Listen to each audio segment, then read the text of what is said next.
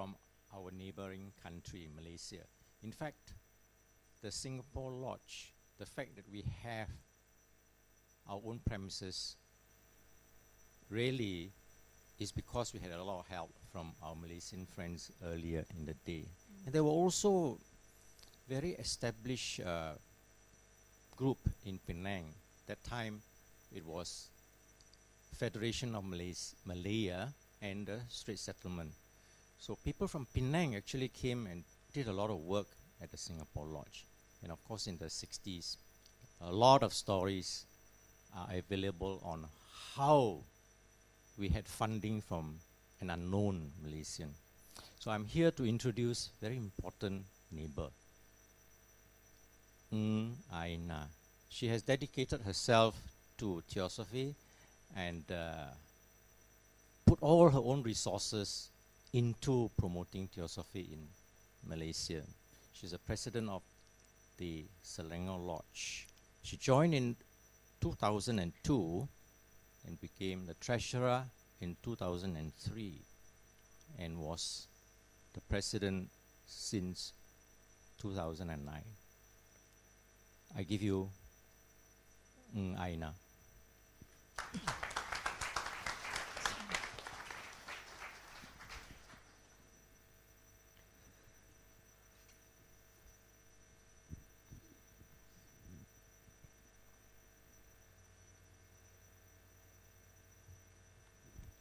Yeah, a very good morning to all brothers and sisters. And thank you to our president, Tim Boyd, for inviting me to share and give this tip talk. Oh.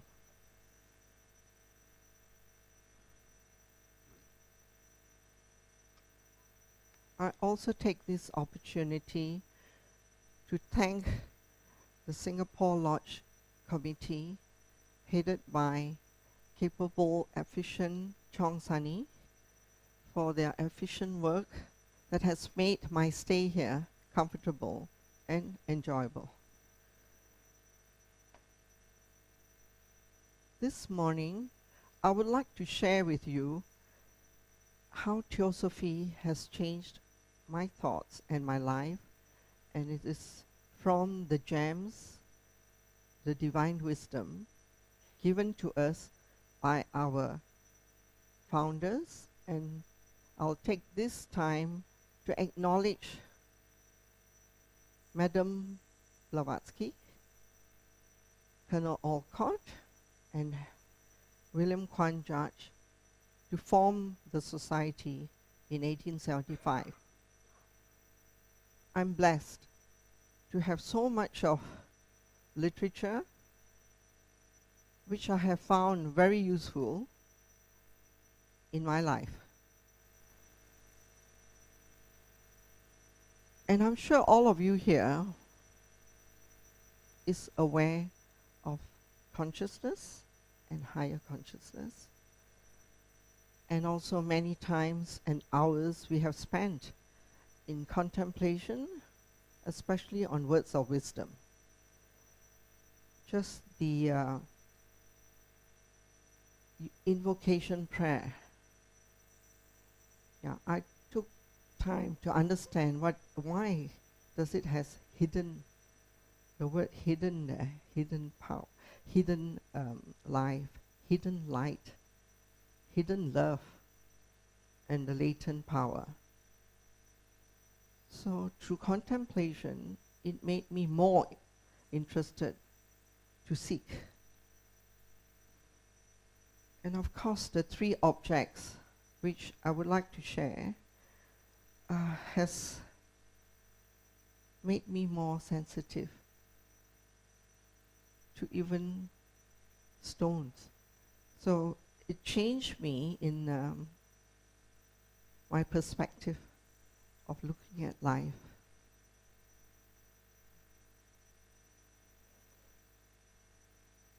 So the invocation prayer especially alert me and made me more sensitive. And waking up in the morning, if I could just say this to myself, it enhances my positiveness of looking at my day ahead.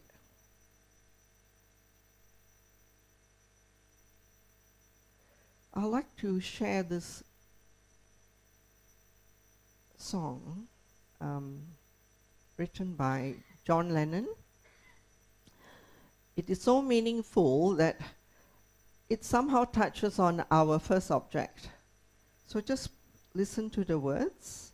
I had to specially get clearance and permission to use this, provided I do not have any commercial benefit on it. So to our founder, Madam Blavatsky, William Kwan Judge, and Colonel Alcott, and to be grateful for all the spiritual literature that is made available to me.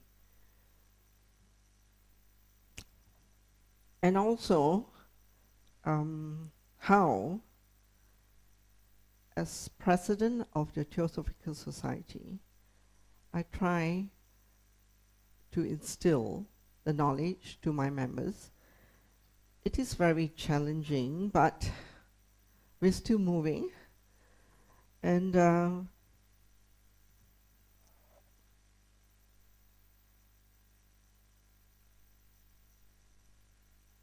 since 2001, I have not attended any other society other than Theosophical. Why? Because I find it is so comprehensive. It's got everything. It covers such a wide range in one's life. So I have no reason, neither do I find any other more complete than the Theosophical Society's literature and objects. So with my understanding of Theosophy, I'm at this point in my life that I've gathered enough. Not enough as to knowledge, but enough of literature at this point to put it to practice. And some would say, walk the talk. Some would say, practice what you preach. Yes, it makes a lot of sense that the commitment is now. And for me, I have to put it in practice in my daily life. I start in small steps, and the best way to start is from my home. While walking morning walks in my garden, I am now more sensitive and more aware of the plants, of the stones, of whatever that is around me. I pay more attention and acknowledge them. Then in my home, I have more sensitive in my words or what I say to my housemate, to my gardener, of course to my son and my husband. So moving on then to my office place, I'm now more sensitive as well by giving praises. So I used to serve in the international school as a committee member, working closely with the president of the school, and I was not given any wage nor salary. It was voluntary. But the praises that he gives, whatever you do is being acknowledged, and he praises you. And boy, it brought me a long way in serving that committee. So now I realize that you have to give praises. You have to acknowledge, whatever little thing your staff has contributed. And a good place to start would be in the office, because I share with them because they help me to do printouts of my TS literature. And sometimes very curious, they will ask me what is TS, and that's the time I share with them. And one way is to tell them to be more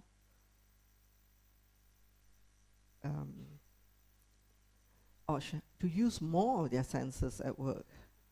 Example, to pay attention of what is around them. There are certain items that shouldn't be in the walkway, example, is there, and they do not see it. So little things like that. I said, look, pay more attention with the sight that you have, with the ear that you have. So in this little way, I'm sharing and I'm trying to enhance their five senses at work. And I keep telling them that whatever you're doing at work is actually building up your personal character. And that one, the company, the management doesn't bring it with us. You bring it, wherever you go. Now, in other areas, as a woman, I acknowledge ladies of strength, of determination, bravery, and of course, that is to Madame Blavatsky, for her determination, for her bravery and amazing efforts that she would take to gather divine wisdom out of Russia to Tibet, to India. So to me, the yardstick of measurement of determination, courage, helps me as a woman to say, hey, during those periods they can do it, so what else, what do we need here now to, to determine myself to promote Theosophy. And my other favorite lady would be Annie Besant, of which we were just sharing during tea break, that she is so amazing. She covers so many wide areas that are of importance. Being a great writer, an educator, a social reformist, and building, charitable schools in India, Buddhist schools that I was told. So one lady could cover such a wide area of huge sections in one's life or country. So to me, these ladies are my mentor, of course, that guides me and that tells me that, hey, there's nothing that is impossible to do. And in areas where Theosophy has helped me would, number one, be compassion. Compassion which is found in our universal prayer, because we acknowledge even an atom. And also in discernment, there's another area that has helped me. Discernment, which I read from J. Krishnamurti's book, At the Feet of the Master. And to me, that word really changed me, because I didn't interpret it that way until reading the At the Feet of the Master. And now it has brought me, to my workplace, that when I meet all types of people, I become more discerning. And of course, in the word fear, and I have mentors like Brother Vic Hao Chin that gives us talks. Fear is the worst enemy of mankind.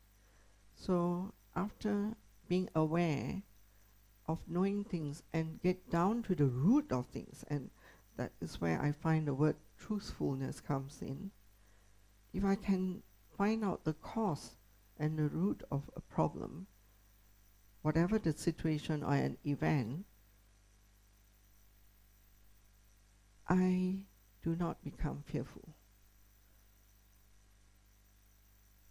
Then truthfulness, it's so difficult for me to define it, but where I am concerned, truthfulness also, more important to me is to be truthful to yourself.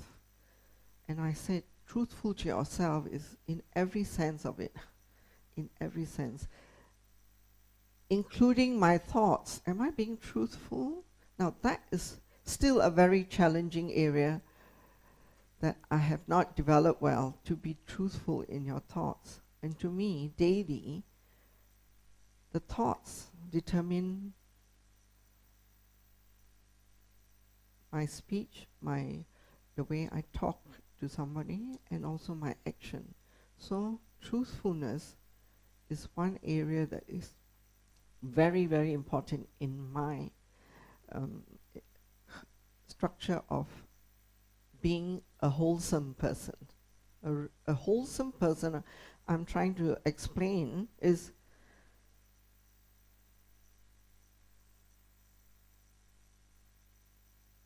you are having pure thoughts, words, and deeds. And to have that in alignment is very challenging. But if you have that, it enhances, and I believe that latent power within us has a chance to shine or to materialize. So Theosophy, for me,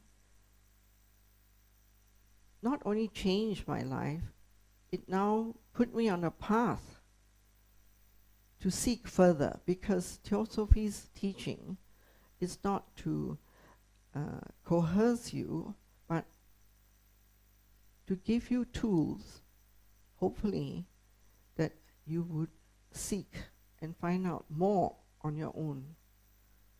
And to me, that is very powerful.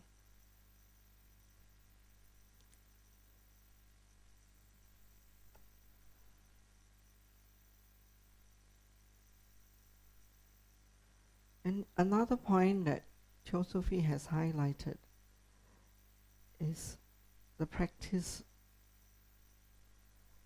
of meditation, which I'm still developing, and I'm looking forward to have standard practice of how to go into a meaningful meditation.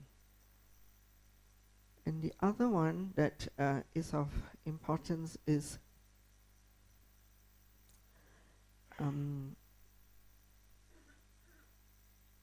we do our best to promote Theosophy, because if I could have the chance to play the song by John Lennon, one of the sentences that hit me is that he says he's not a dreamer, I'm not a dreamer, and that he hoped one day the world will be as one. So I found out in the Key to Theosophy, under the chapter Theosophy for the Masses, Madame Blavatsky was asked a question. The inquirer asked her that if Theosophy should step in and change the adverse and all the evils that is in our life, current life, would it succeed? And Blavatsky answered, if we had more money, and if only the Theosophists who are not working for their daily bread and just put their time into promoting Theosophy, her answer, she firmly said, yes, it will happen. So for me, it will happen if all of us put that effort in whatever small way we can to share and promote Theosophy.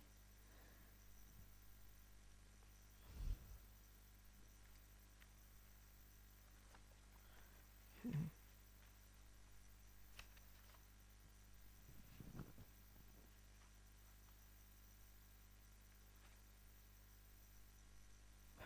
I'll just end by saying that all of us Theosophists in this room, we definitely play a part. And if each and every one of us would do that part, we will be the light. We will be the beacon for Theosophy moving forward. Thank you.